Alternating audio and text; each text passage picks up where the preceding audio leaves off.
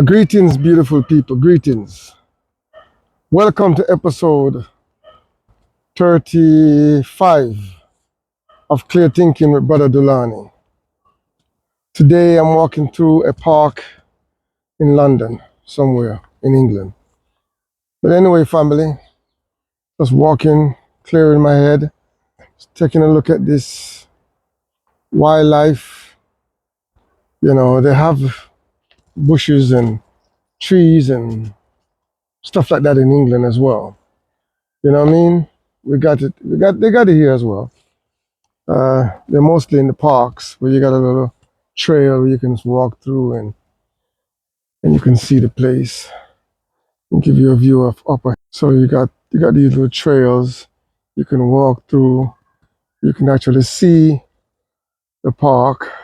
A lot of bush, big trees, all canopy.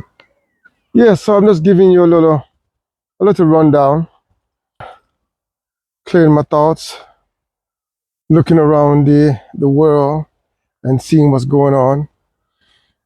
And I said, family, it's one thing to survive in the West, in the Western world, knowing that we've been on a journey from Africa for all these years and we're trying to put back the pieces together.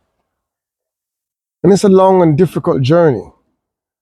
And I'm hoping that, as an African family, we can find a way to piece back, what has been lost and to regain back our consciousness in some kind of way. Some way, somehow, we have to find a way to restore our consciousness of who we are as a people. And I know that's a reoccurring theme that we have to go through as an African family. But it's something that we have to do. And we have to survive and actually trying to maintain a place for our family.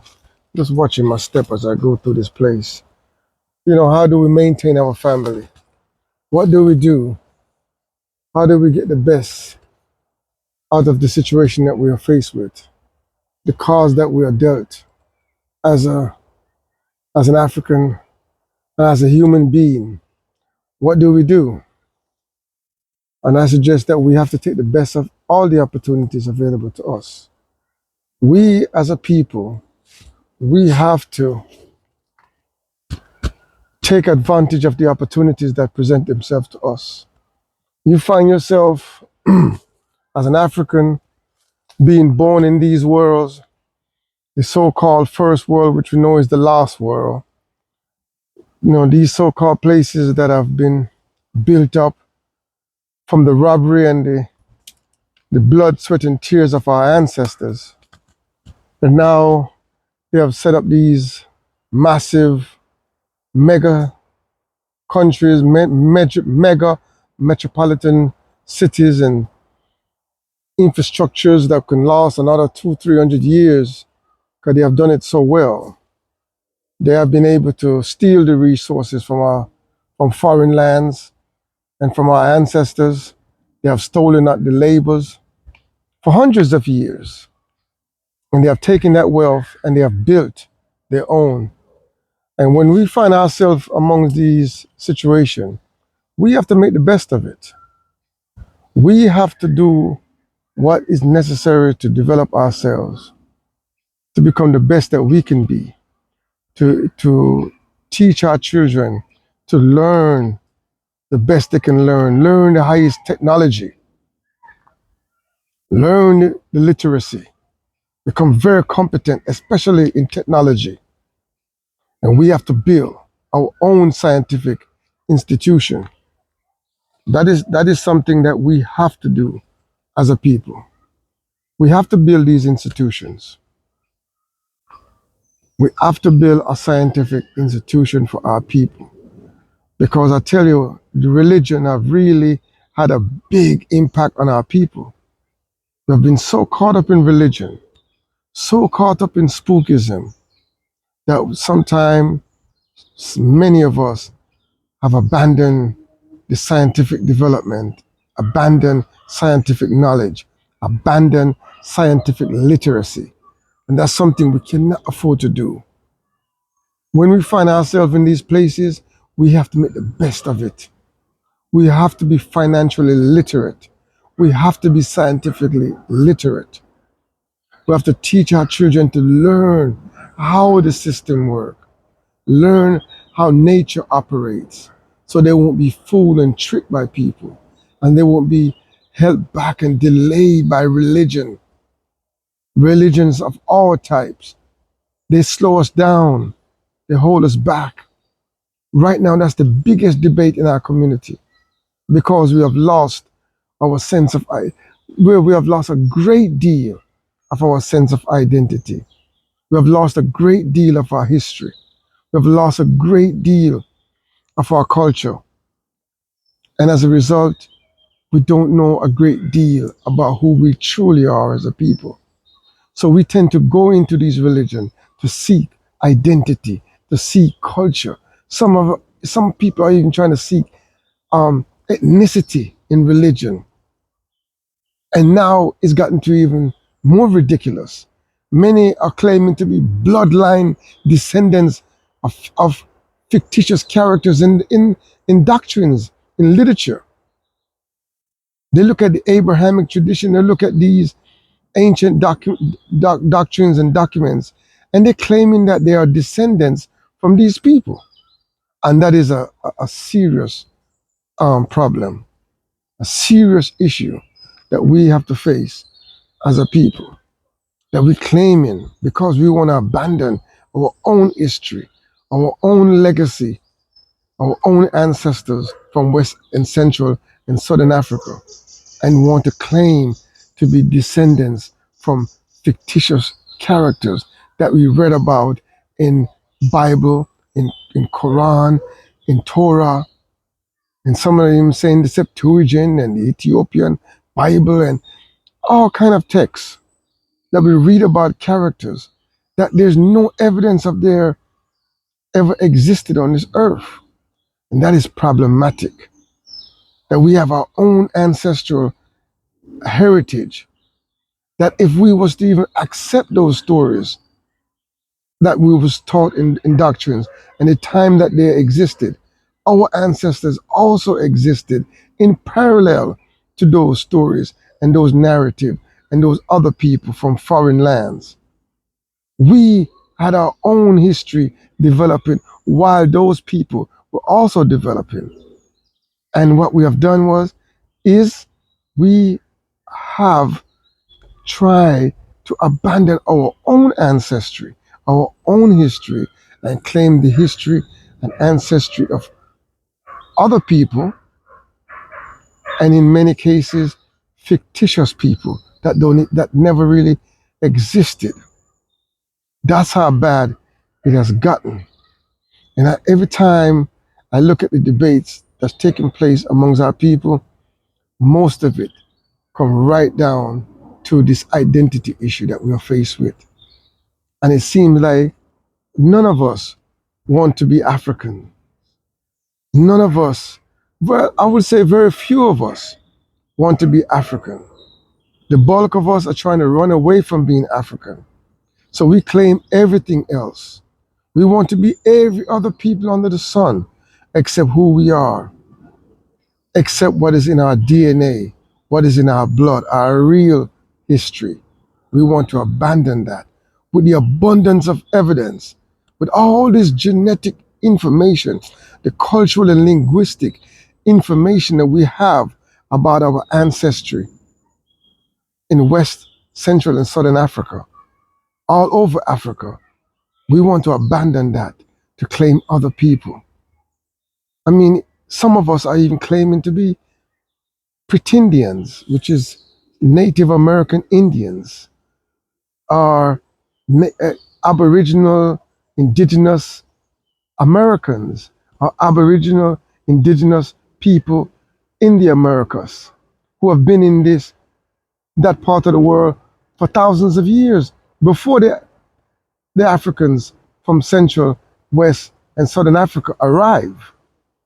But these Africans because we have lost so much of ourselves, so much of our identity, and many of us intermingle. Well, a very small percentage, but some of us did intermingle with these other native people. Now we are claiming those people culture wholesale. People that have no lineage, no connection to these people whatsoever are claiming that they're not from Africa, that they are from America. And that's how bad it is. And this is the reoccurring, these are the reoccurring issues and discussion that I'm finding myself in. And these are just on my podcast already. I've addressed them, but I'm realizing that they are still relevant. These issues are still there. Many of our people are falling into these trap, these psychological trap, and they will do all kind of mental gymnastics to trying to fit themselves into these people narrative.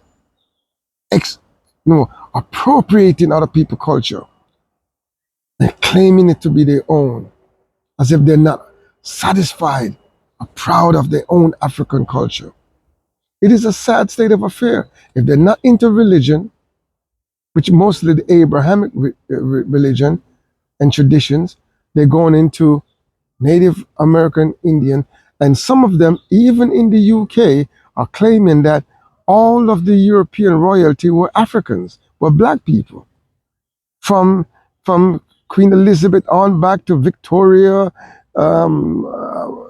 William George, King George, and Albert, and Alfred, and all of them, King James. There are black people, African people today, claiming that they were black. And those people, graves still exist, their DNA still exists. You ask them, do a DNA test to compare with those people. If you are, in fact, connected to these people and you think that they're Africans and you're descended from them, then we can just dig up, we can exhume their body and you can get a DNA sample. It's not hard, but they wouldn't want to do that. They want to play literary gymnastic, go through and find words that they didn't mean nothing what it means today back in them days, and try to use those and try to play wordsmith to convince themselves that these people in the UK, in Europe, were also Africans and black. We're talking about in the last, say, 500 years, last 1,000 years. We're not talking about the original people in evolution, because they would play that game. They would take the evolutionary information about mankind starting in Africa and use that to try to validate the fact that, to validate their argument that in the last 1,000 years, all these kings and queens and of England, particularly, and Scotland, were black people. It's a ridiculous argument. But they try to conflate history to trick those who don't know better. You know, they try it. And it's just so sad and it's so manipulative. And you got some good people, and some of them I respect highly, who are peddling this kind of nonsense. And it's just a shame. And sometimes I feel a way to confront them because I don't want to embarrass nobody, but it's just so blatantly deceptive. Because if you're going to talk about these things, show us the methodology that you're using. Don't just try to use word smith or linguistic gymnastic to try to win over people using literary semantics, euphemistic language. But when it comes down to the biological information, you don't do no analysis on that part. What about let's do biological research to confirm that these people were in fact African? They must carry the African marker or the black genes marker, because those markers are available. And these people got their descendants still alive right here in England. And they still want to deny reality. And this is how bad the situation is with our people. So many of our people, so many good meaning people running away from their African self, claiming false history, appropriating false narrative and other people's history. Why do we need to do that? It's not necessary, my people. We have to do the best that we can do. We have to just teach our children to be the best that they can be. And that's the solution, to go and get the good education that we can get.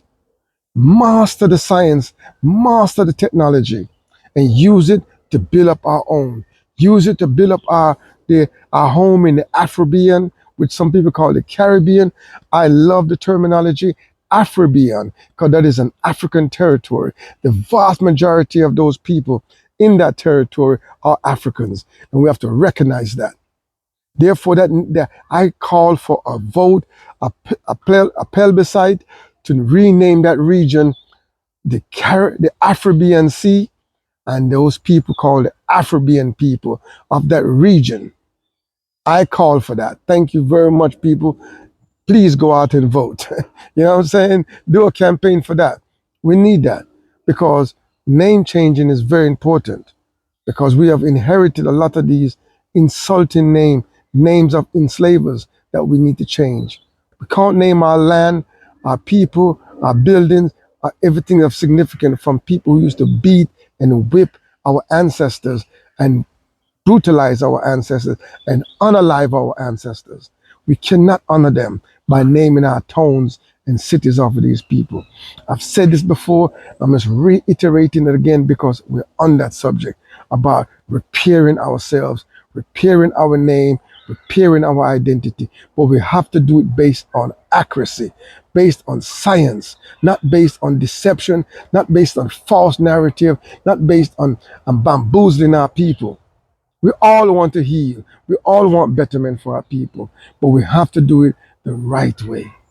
There is a right way to do it, and that is to use accurate methodology, use real history to get our real understanding of where we stand. And that's what we got to do as a people. You know, we have to keep going. We have to do what we need to do to make it in this world. But we have to be based on science, African history, and African culture. That's what we got to do. You know, that's the best way to do it, to go about doing these things.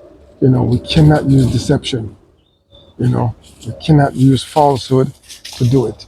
It got to be based on truth. It got to be based on justice, and it got to be based on reality. We've got to keep living in reality, my people. We cannot escape reality with false narrative. So everywhere I look, I see it. You know what I'm saying? And the psychology go deeper. It goes deeper. That's one aspect of it where we we pretend to be other people. We want to claim alternative history.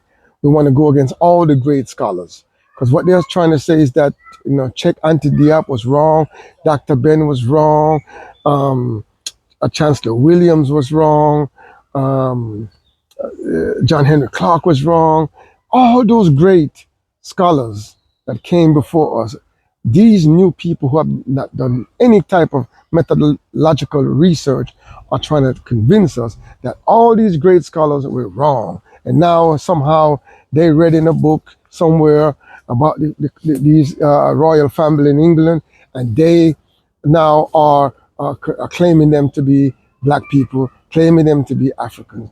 We're not talking about the original inhabitants from 10, 12, 15,000 years ago who migrated out of Africa, migrated into Europe, and migrated into these lands. That's a different story to what we're talking about today. In the last 1,000 years, these royal family were not African. Don't be deceived, my people. The DNA of these people exists, and we're also not native or indigenous to the Americas.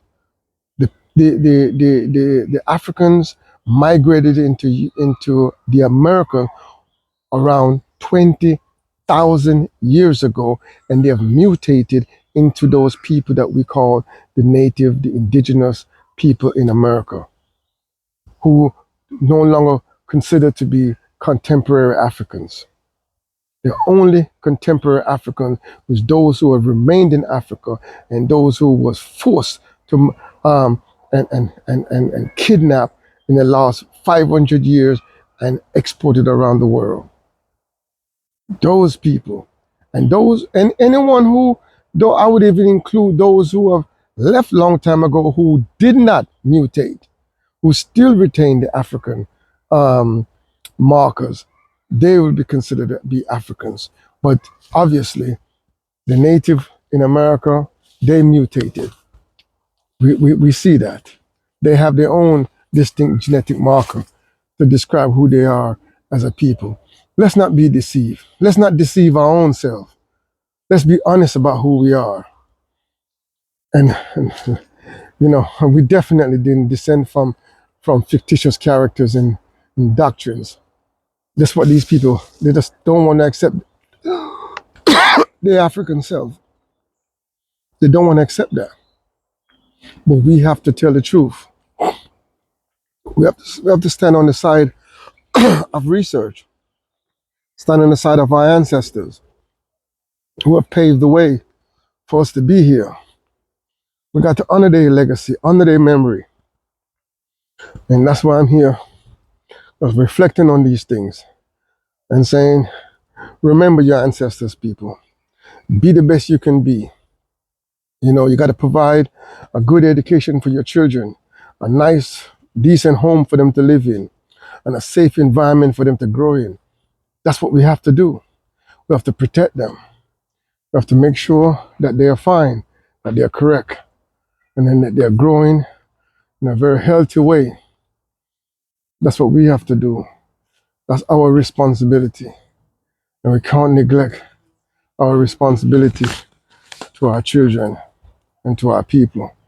So I want to thank you so much for listening to episode 35 of Clear Thinking with Brother Dulani.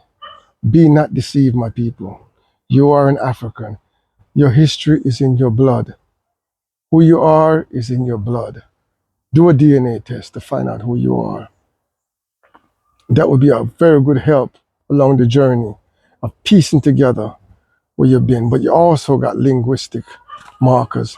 You also have cultural markers.